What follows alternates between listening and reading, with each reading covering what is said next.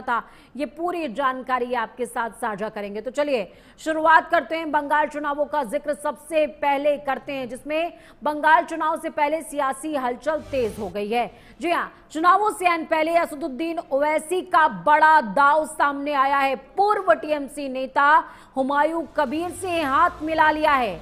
Press conference करते हुए दोनों नेताओं ने हाथ मिलाया है। एआईएमआईएम और एजेयूपी के बीच में गठबंधन का ऐलान हो गया है। गठबंधन का ऐलान हुआ। गठबंधन पर बीजेपी नेता दिलीप घोष ने तंज भी कसा है। बंगाल में बाहरी लोगों को कोई जगह नहीं है, दिलीप घोष का कहना है। बंगाल में जनता का दम घुट रहा है, हम हैं विकल्प। ओवैसी की एंट्री से मुस्लिम बाहुल्य सीटों पर समीकरण बिगड़ने के आसार और ज्यादा हो गए हैं।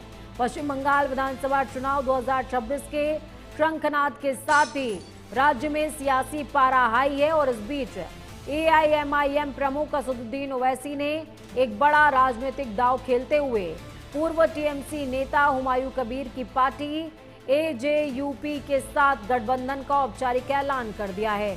ओवैसी ने साफ कहा कि बंगाल की जनता वर्तमान सरकार से त्रस्त है, उनका गठबंधन एक मजबूत विकल्प पेश करेगा।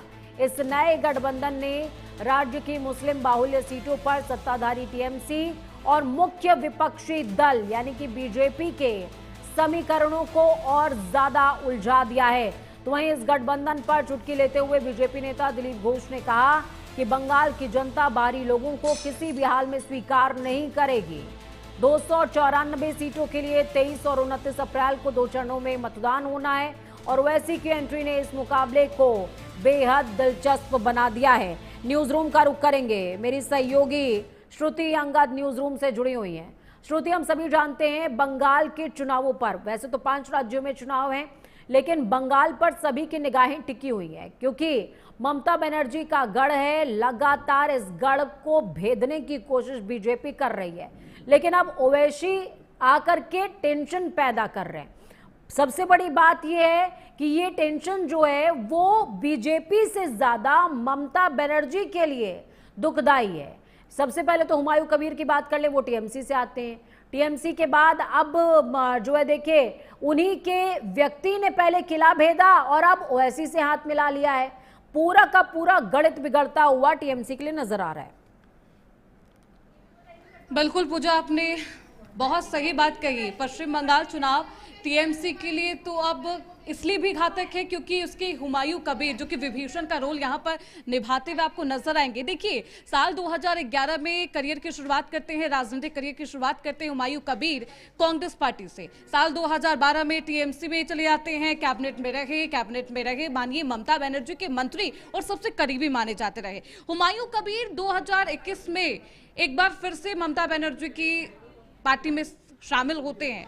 और देखिए, जब यहां पर एआईएमआईएम की बात कर रहे हैं, हुमायूं कबीर की बात कर रहे हैं, दोनों के गठबंधन की बात कर रहे हैं, सबसे ज्यादा डेंट ममता बनर्जी की पार्टी को लगना है।